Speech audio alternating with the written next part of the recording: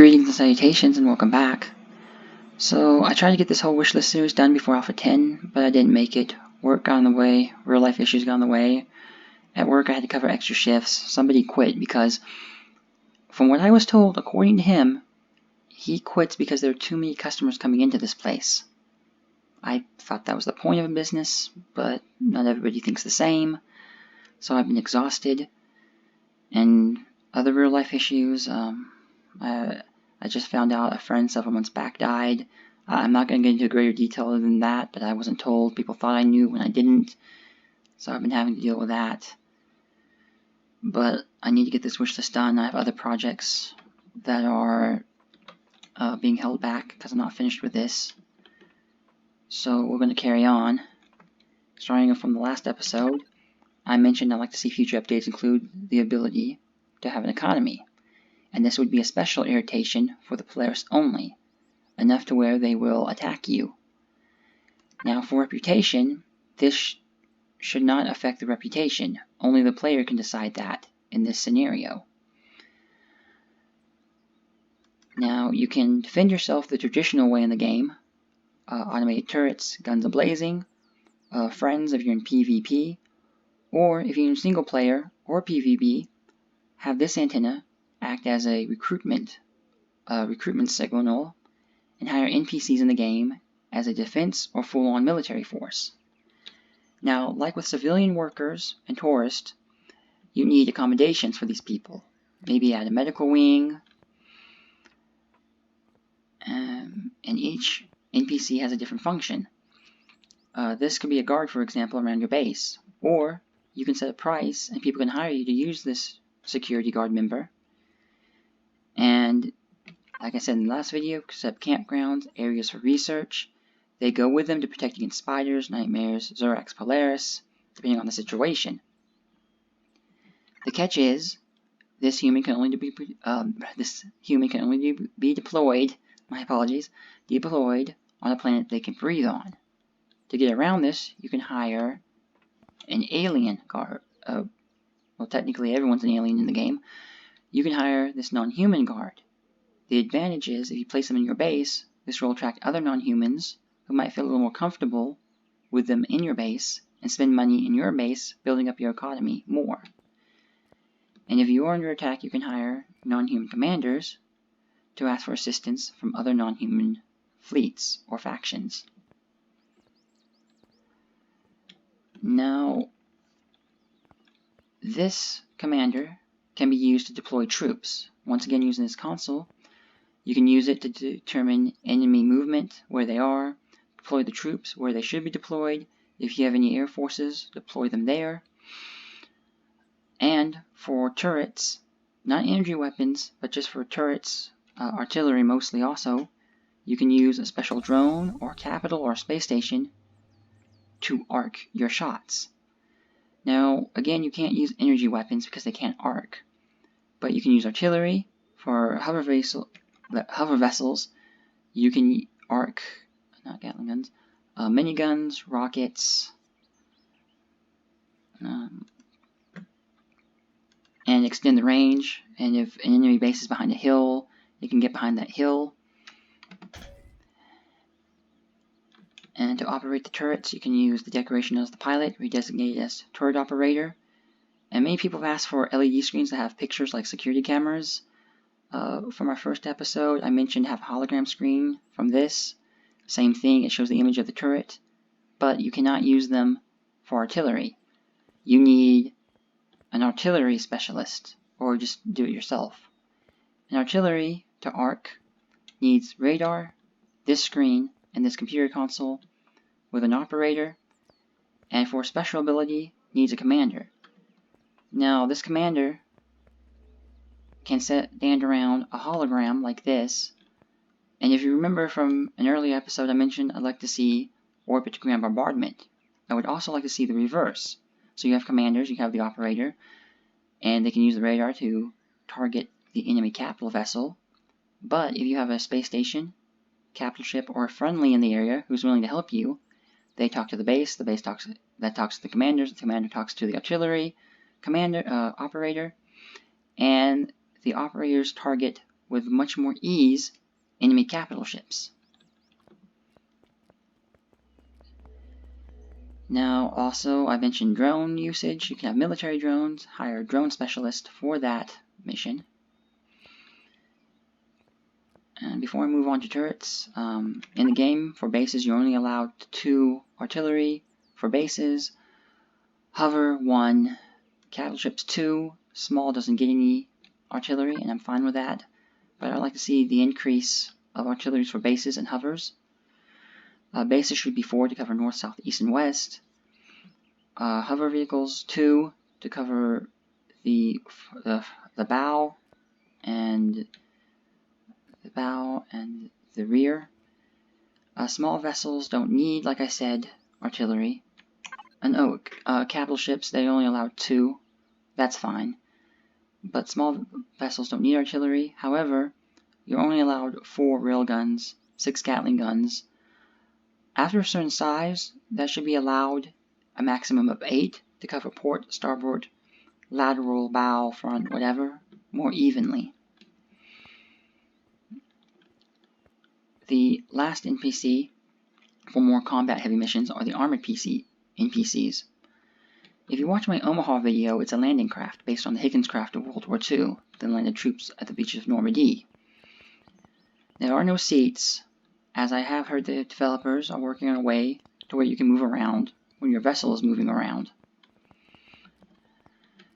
This would be perfect for my Omaha class, and you can command your troops. You can give them different armor, better armor, different boosters, different weapons for different jobs. The assault rifle could be basic infantry, or if you use my multi-round firing idea, an all-purpose troop. Give them a rocket launcher, anti-drone. Plasma, of course, is for heavy or anti-door, and sniper long range. And you can color the uniforms for different purposes. Red and white for medic, if you give them that job, or to match your uniform for a more uniformed uniform, I guess you can say. And you can command like this. You can use a drone, or from a capital, you can same screen but command them like that. Or you can go to the console and let them do what they want to do on their own. Basically, what I'm asking for is Command & Conquer, or at least Command & Conquer Renegade, what it should have been. For those who don't know, Command & Conquer was a strategy game in the mid-90s by Westwood Studios. Eventually it was bought out, like all things, by EA. And after that, in my view, it was just lacking. Renegade was a 3D version, and it had items from the first game, the storyline, which I loved, but it wasn't Command & Conquer. And Generals, I'm probably just going to stop there. If anyone from EA hears this, they're probably going to talk to YouTube and get me demonetized. Oh, no, wait a minute. I don't monetize my videos. Never mind. So yeah, EA ruined Command & Conquer. Like every other franchise they touch that isn't sports, they've ruined. And this is my opinion, just to avoid any liability issues. But Generals was not Command & Conquer. It was like Command & Conquer. It had a similar theme to Command & Conquer, but it had no connecting story. It wasn't Command. It just wasn't Command. It was a game called Generals. EA slapped the title Command & Conquer 2 just to make more sales. They should just stick to sports games, and even that they're lacking in. Well, after that rant, let me continue with my wish list. So the next item is using the gravity generator, the offline protection, and the land claim device with this computer console and this antenna. Alpha 10 has shields in the game now for all your builds. I had something similar, but it wasn't shielding. It was I want to say stealth bubble, but not really. It's like a gravity bubble basically. You can use these 3 in unison, or put them in the launch constructor and make a whole new build. And you can use the antenna to expand the bubble, and this is for bases only. So a base I think is 250 blocks away from the core. Yeah, that should be good enough.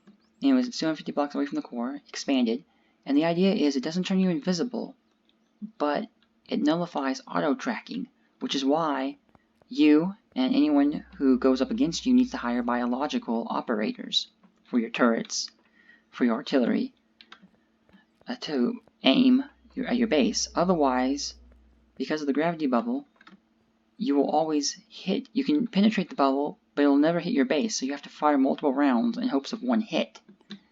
Now you can go through this bubble, but this is a double-edged sword. You're in range with your weaponry, but the base is in range with you.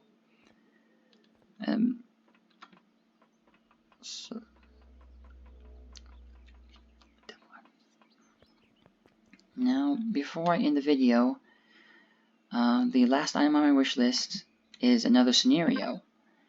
Now, if the company is going to expand on the game to where you can go to other solar systems, then end-of-the-game situations are no longer end of the game. For many people, in-game is building a capital ship, a large capital ship. But if you go to other systems, this extends, so how you play, it could be the beginning of the game. I feel people are relying too heavily on large capital ships. The age of the super capital must come to an end. So in this scenario, you go to another solar system, and in some planets a warning symbol goes off. And in-game universe reason is because every core gives off a signal. So a weapon will lock on to the signal that a capital vessel gives off, and the artificial gravity it gives off, instantly locking you on. And this should be up by a faction, a new faction that is neither Zurax Talon or Polaris, and doesn't want to be friends with you. You can't befriend them, and is always your enemy and moves around. So when the weapon hits your ship, even with shields, it'll cause an energy surge, destroying your shields, and your warp, and your oxygen, your ventilators, and your fuel tanks, overloading everything and destroying it from the inside out. Basically a one-hit capital ship killer. This will force the player into a situation where they have to rely on smaller CVs, stripped down with everything that makes a CV great. Warp, yes. Oxygen, yes. But no heavy weapons, smaller bed, smaller crew, very small. But seeing how the enemy locks on to own the capitals, you have to rely on larger small vessels or hover vessels, which, if you remember from the last video, is why you have to find and study the warp gate. Now, you can still send large capital vessels to solar systems, but you need a smaller vessel with a warp gate to extend its range. To extend its range and go outside of the solar system for your larger capital vessel as a base of operations, or to set up a space station, a deep space station, where sunlight isn't that much, which is why you need alternative energy other than fuel, like the pressure plate, or something to collect natural radiation in the void of space. And you have to send smaller capitals, larger CVs, HVs, to go down to the planet and get these people, this faction, off that planet, because they do move around. They will go to your base of operations from your original planet. And that's about it.